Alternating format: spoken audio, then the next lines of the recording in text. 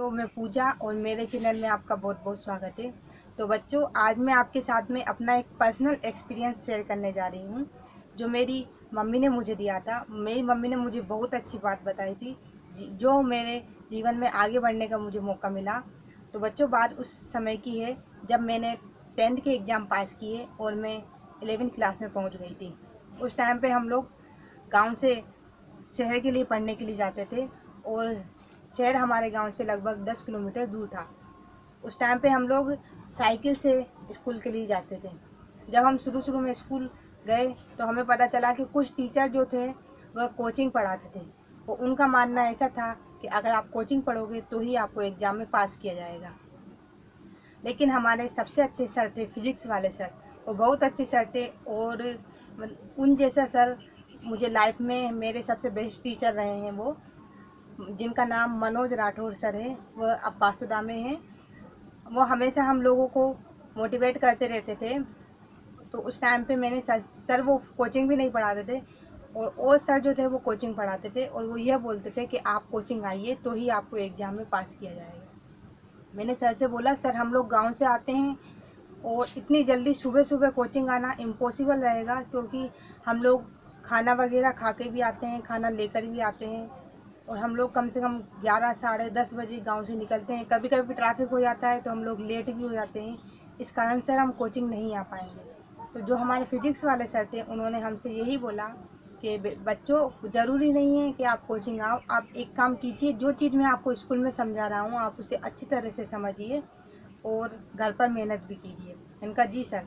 फिर हमारे जो केमिस्ट्री वाले सर थे उन्होंने ऐसा किया कि जो बच्चे कोचिंग आ रहे थे उन लोगों को एग्ज़ाम में पास कर दिया और हम लोग कोचिंग नहीं जा पा रहे थे तो हम लोगों को एग्ज़ाम में पास नहीं किया, जिस कारण फर्स्ट टाइम पे आप विश्वास नहीं करोगे, ओनली हम फेल हो गए। उस टाइम पे मुझे बहुत ज़्यादा दुख हुआ और हम लोग सेड होकर गांव पर आ गए। मैंने मम्मी को ये वाली बात बताई तो मम्मी ने बोला कि कोई बात नहीं बेटा, ज़रूरी नहीं है अगर तुम लोग 11th में फ़ेल हो गए तो 12th में पास नहीं हो पाओ, क्योंकि 12th क्लास में तो बोर्ड एग्ज़ाम रहते हैं और वहाँ पे कॉपी बोर्ड में चेक होती है, तो वहाँ पे तुम्हें अपनी मेहनत के नंबर मिलेंगे। हालांकि मैंने केमिस्ट्री में भी बहुत मेहनत की थी 11th में, लेकिन फिर भी पता नहीं सर ने हमको फ़ेल कर दिया और पूछने पर ज़्यादा कुछ बताया भी नहीं था उन्होंने। मैं बहुत ज़्यादा निराश हो गई थी। मेरी मम्मी ने सिर्फ मुझसे एक बात बोली थी, वह बात यह थी दोस्तों, उन्होंने मुझसे कहा था कि बेटा, अगर मैंने उनसे बोला मम्मी मैंने कोचिंग लगवाई होती तो शायद मैं पास हो जाती, कोचिंग नहीं लगने के कारण सर ने मुझे फेल कर दिया। तो मेरी मम्मी ने मुझे बोला, बेटा अगर कोचिंग से पास होते तो दुनिया में कोई फेल ही नहीं होता। मैंने कहा हाँ, ये बात मम्मी ने बिल्कुल सही बोली। तो वो बात मेरे दिमाग में घुस गई। तो मैंने सोचा कि ज़रूरी नहीं है कि हम कोचिंग लगाएं तो भी हम पास होंगे। फिर इसके बाद में मैंने क्या किया कि डबल मेहनत चालू कर दी, क्योंकि जो हम कोचिंग में पढ़ते हैं वही हम स्कूल में पढ़ते हैं, बात वही होती है। इसकी जगह मैंने सोचा कि चलो, जो पढ़ाई हम कोचिंग में एक्स्ट्रा टाइम देंगे वही एक्स्ट्रा टाइम हम घर पर देंगे। तो इस तरह से जो हमारे सर जो हमें थोड़ा बहुत स्कूल में समझाते थे केमिस्ट्री वाले, पूरा नहीं समझाते थे, क्योंकि अगर वो पूरा समझाएंगे तो बच्चे कोचिंग जाएंगे ही नहीं। तो जितना समझाते थे वो मैं घर पे आके सेल्फ स्टडी करती थी और ज़्यादा समझती थी और अच्छे से नोट्स बनाती थी उस चीज़ के। फिर जब हम लोगों के 12th क्लास में आ गए तो जो लड़कियां कोचिंग जाती थी उन लोगों ने मेरे नोट्स देखे। मेरी बहुत सारी फ्रेंड बोलने लगी कि यार पूजा, तेरे नोट्स तो बहुत अच्छे बने हैं, मतलब हम लोग कोचिंग वालों से भी तेरे नोट्स अच्छे बने हैं।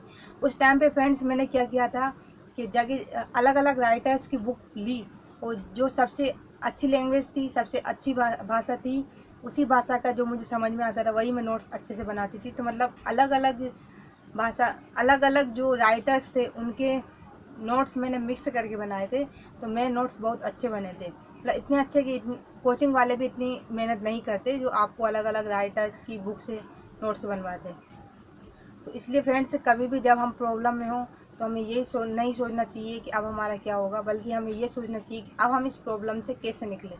अगर हम प्रॉब्लम से ज़्यादा उसके सॉल्यूशन पे फोकस करेंगे तो ज़रूर, कैसी भी बड़ी से बड़ी मुसीबत हो, हम उस पर विजय प्राप्त ज़रूर करेंगे। अगर विजय भी नहीं प्राप्त करें तो हम कोशिश तो हमें करना ही चाहिए, क्योंकि कोशिश करने वालों की कभी हार नहीं होती। तो बच्चों, आपको ये वीडियो कैसी लगी मुझे ज़रूर बताइएगा। अगर आप चैनल पर नए हैं तो प्लीज़ चैनल को सब्सक्राइब करना नहीं भूलिएगा।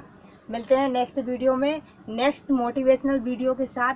और मैं आपके साथ में बहुत अच्छी अच्छी मोटिवेशनल वीडियो लाती रहूँगी। तब तक के लिए धन्यवाद।